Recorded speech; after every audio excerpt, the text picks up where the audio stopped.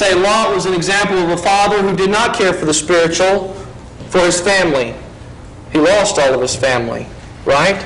To the things of the world. Then we could say that Cornelius, remember Cornelius of Acts chapter 10, he was one who the spiritual things were of preeminent importance. He was daily in prayer. He was with his family worshiping God. And so then God saw fit to send Peter to him to preach the gospel. While Peter's preaching, his whole household gets saved as soon as they hear the gospel presentation. It says, while Peter yet spake these words. What words? Whosoever believeth in him, that is Christ, shall receive remission of sins. While Peter spake those words, the Holy Ghost fell on all of them which heard the word. We'll say, well, Peter's the one who let him know. It was Cornelius who had his family in a position to receive the gospel. Turn to 2 Corinthians. 2 Corinthians. This is too important for us to just slide over. And I know we're running out of time. We need to finish up. But listen, 2 Corinthians chapter 3. Look at verse 2 through 5 real quick. Listen to what Paul says to the Corinthian church. The Corinthian church, remember, they come from such a bad situation, a bad life, a messed up, idolatrous people. And there's so many perversions in Corinth, but they had turned to God, and now they're living for God. They didn't have it all figured out, right? But listen to what Paul says to them anyway in 2 Corinthians as they try to do God's will. He says this, ye are our epistle. Think of it like a postcard. You are a letter to the world. He says, you are our epistle written in our hearts. He says, known and read by all men. You get that? He says, the way you are living, everyone sees it and knows that there's something about you. He said, you're living in such a way that everyone sees it. Listen, there's more caught than taught, right? If we, as husbands, want to give to our children that which is important, we must live in a way that declares what's important. That's what Paul is telling them here. He's saying people are watching you and they see you. He says, for as much as ye are manifest or revealed, declared to be the epistles of Christ ministered by us, written not with ink, but with the Spirit of the living God, not on tables of stone, but in the fleshly tables of our heart. And such trust have we through Christ to Godward. Not that we are sufficient of ourselves to think anything as of ourselves, but our sufficiency is of God. He says the reason we can do what we're doing, the reason we can be this big poster card for Jesus is because God, Christ, has given us the strength to do it.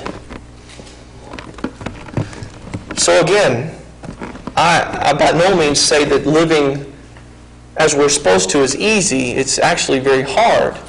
But God has promised to help us in it and through it. And lastly, as we close, fathers must be those that need to take a stand. They have to be those that take a stand.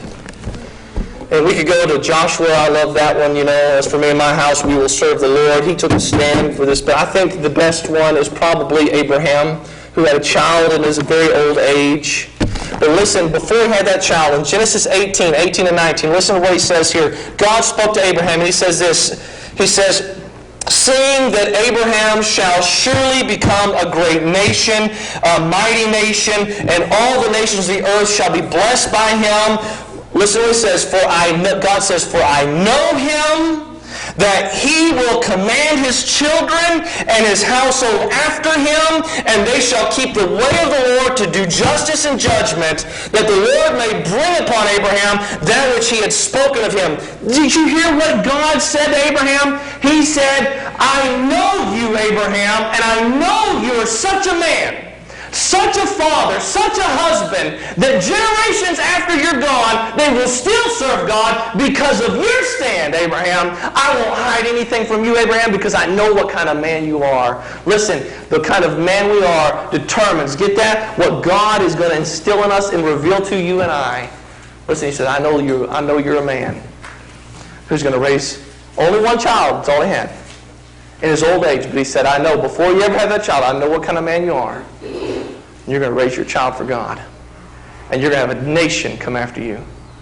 And they won't turn their backs on God because of you. What's his name? What do we call him? Father Abraham. Father's Day. Father Abraham. What kind of father are you? Will you raise a nation for God? Will you raise a nation for God? Let's all stand as we have a hymn of invitation. Whatever your need is, I pray you make it known to God. There's no Father greater than God the Father. For God so loved the world, right, that He gave His only begotten Son, that whosoever believeth in Him should not perish but have everlasting life. Do you know Jesus as your Lord and Savior? That's the most important question for you today. Do you know Jesus as your Lord and Savior? If you don't, you can today. And if you do, serve Him as God would have you. What number? Page 408. 408. 408.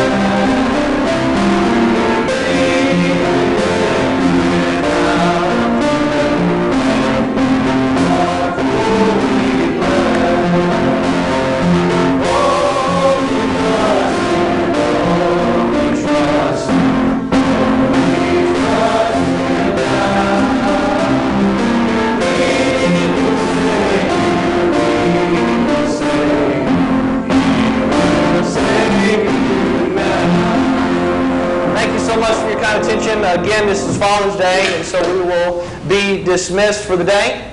Thank you.